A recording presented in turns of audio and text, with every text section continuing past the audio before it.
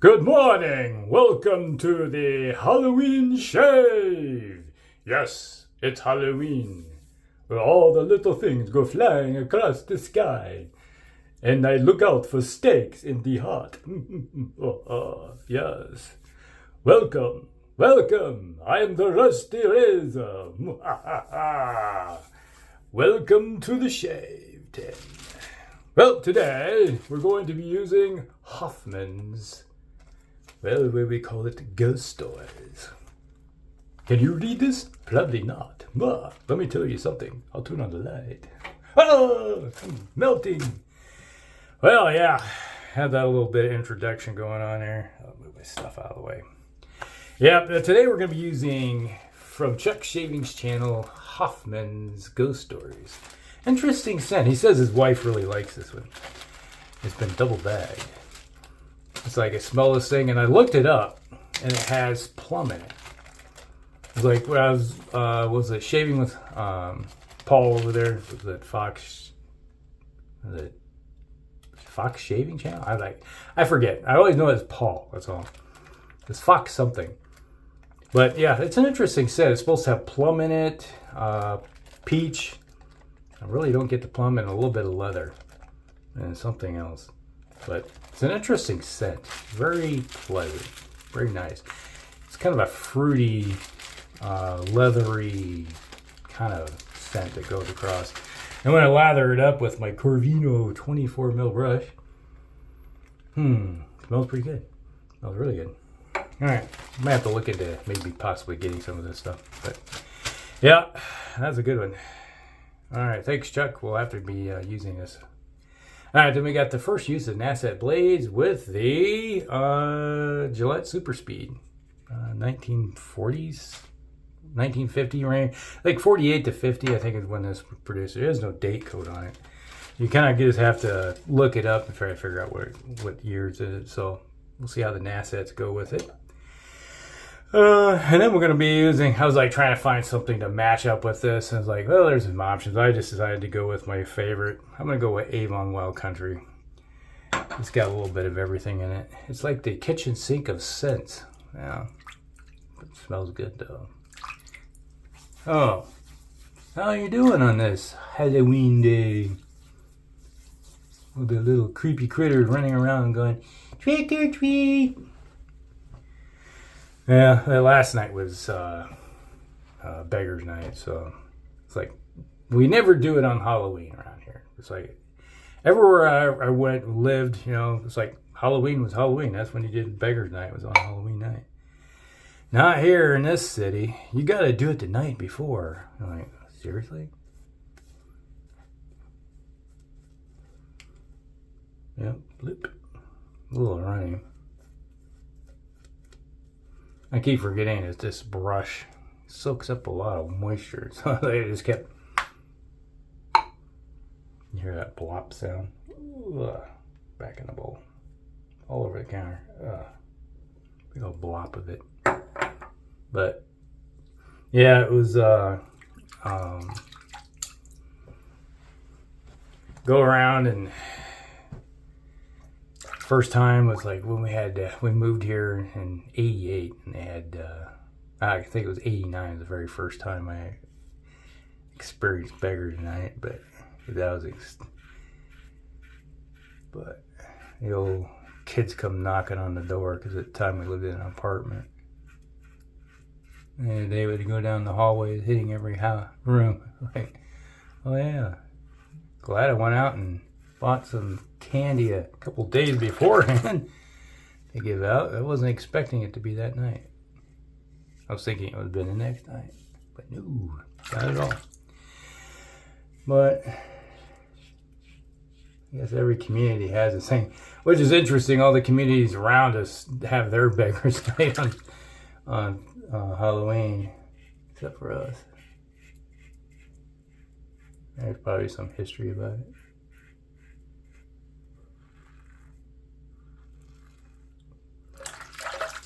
But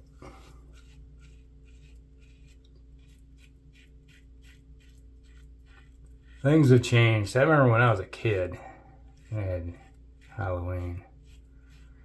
he would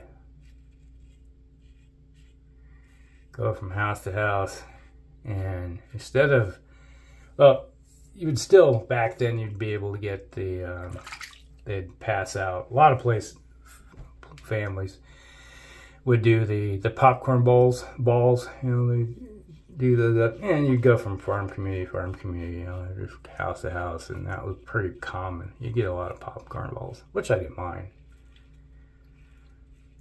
Or caramel apples, and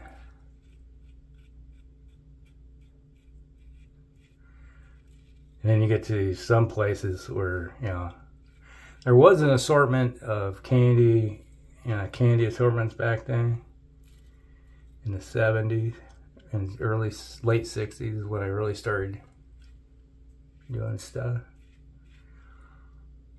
Yeah, kind of showed my age.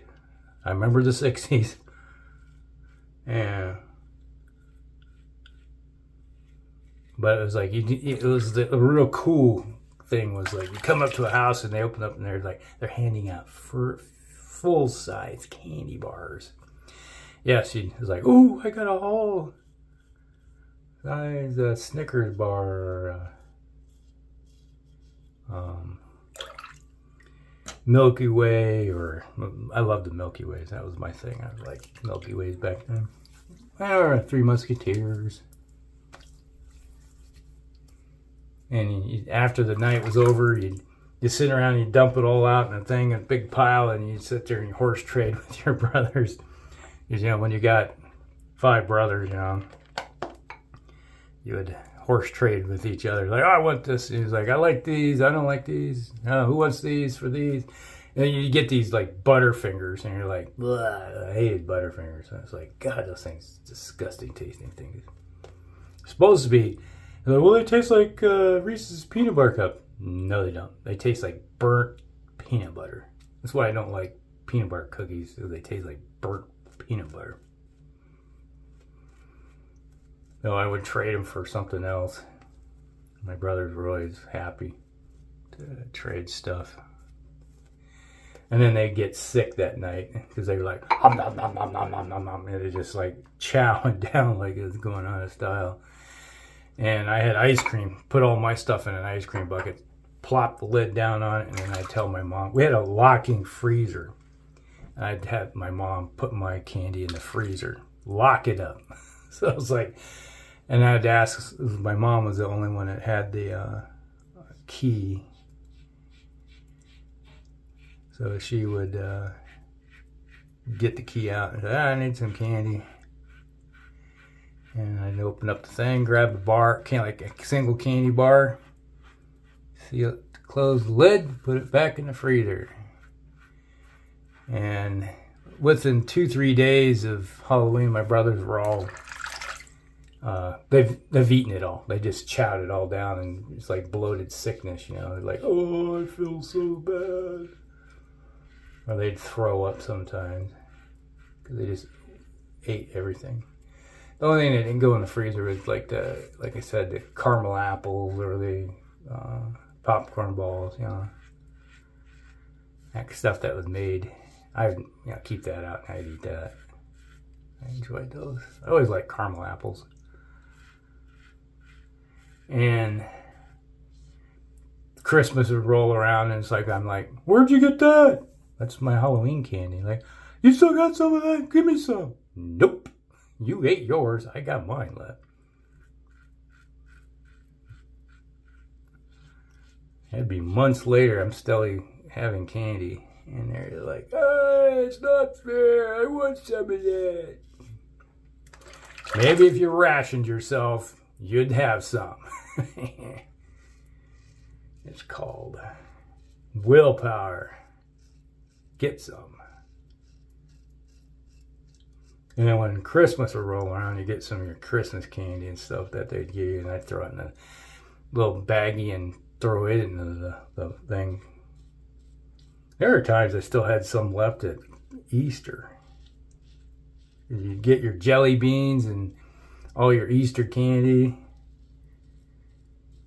and add it to the mix. That was one thing my grandma was really good at. She would bake us cookies and give us candy and everything. Especially when we went and visited. Because every around Christmas time, you have your Christmas break, you go and go stay with Grandma and Grandpa, and then go ice fishing. Lots of ice fishing. And, you know, Grandma would always bring out a big, it's like my brother and I, my older brother, she'd bring out a big old giant container full of candy for, like, here you go, boys, these are yours, now don't eat it all at once. My older brother was pretty good at it. He was, you know, similar to me. He would, but that was one thing. He could leave his out, and it's like, if he found out somebody was eating his candy, he'd go beat everybody up. Especially, he knew exactly who was eating his candy. It would be the three youngest brothers, the Hellions. And he'd just pound them into the ground and say, you touch my stuff again, I'll come back for you. And then to find out, I was like, you boys knock it off, quit fighting. And Dad would come on, what's going on? And Dad and my brother would say, they were eating my candy. And he's like, okay. He's like, all right, justice served, not a problem. You kind of stay out of it. Sometimes he's like, let the guys just sort it out themselves.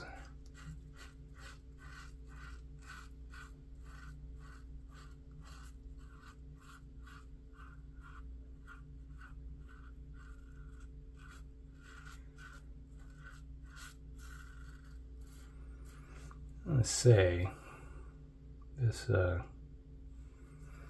it's slick, but it doesn't dry. It's not drying out. I think I may have overhydrated this stuff a little bit.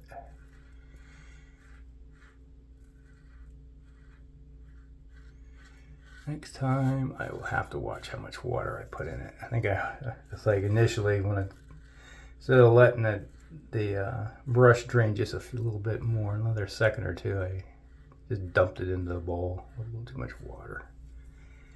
But good stuff.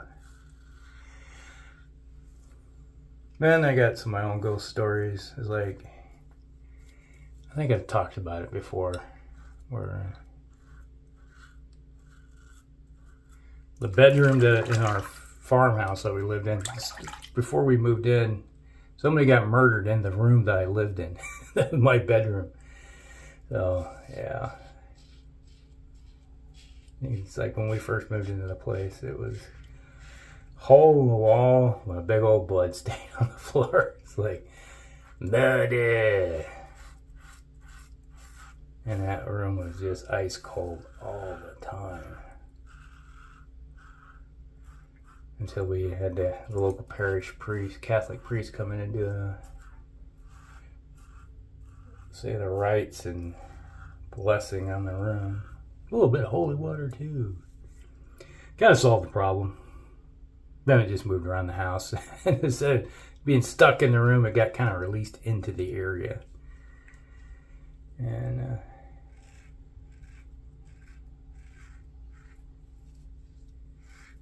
every once in a while, you just hear something screaming, an apparition type thing. Yeah, it was like Hellgate.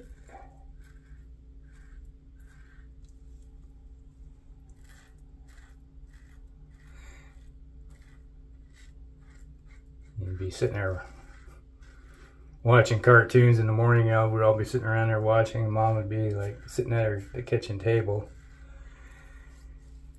You know, because we had like a dining room area. And she'd be sitting there, and all of a sudden you heard a screeching, screaming sound, like, and you'd be standing next to your mom at the table, you know, you're watching something, and all of a sudden you hear this scream come from upstairs, and everybody in the house is downstairs at the TV, and you're like, yeah, something's not happy right now. Like, yeah.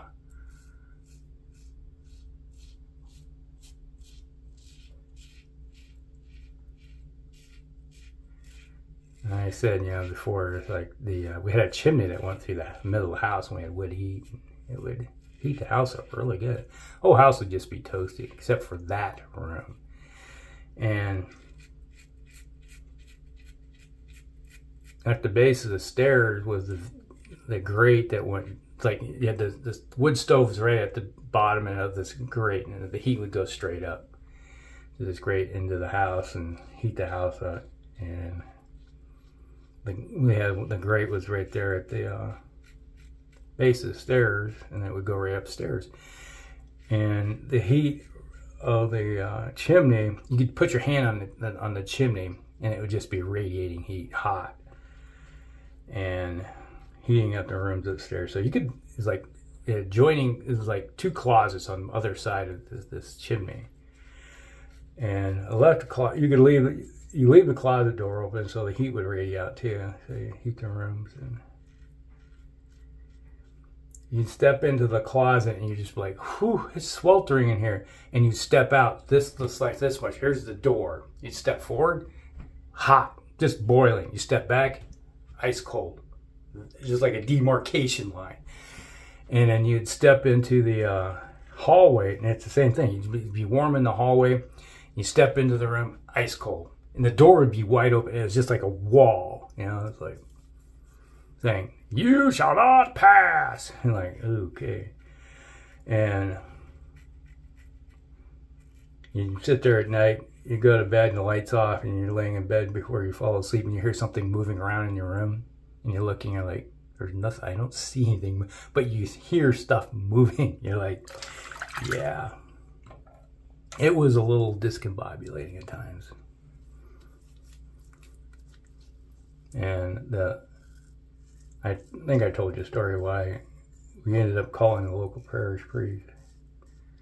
I was in high school, and I was doing my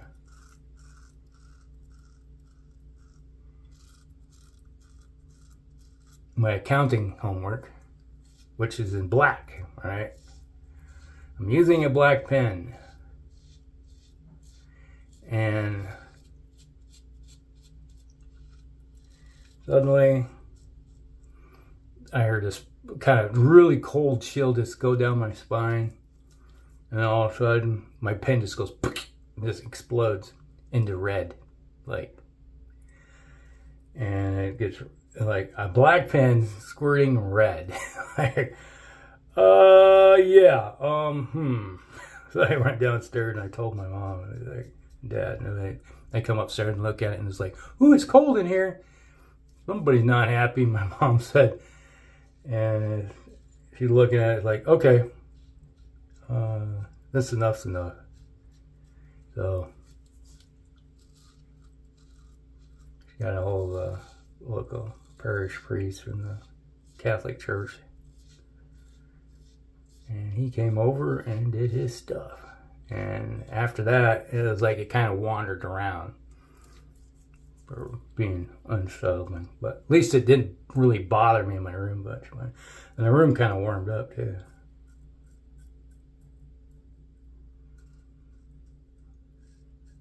True story. Yes, indeed. So when the people say, there's no such thing as ghosts, well, maybe there ain't ghosts, but there's spirits, that's for damn sure. That like the bugger, yeah, I'll tell you. All right, let's try to wash it. Alrighty.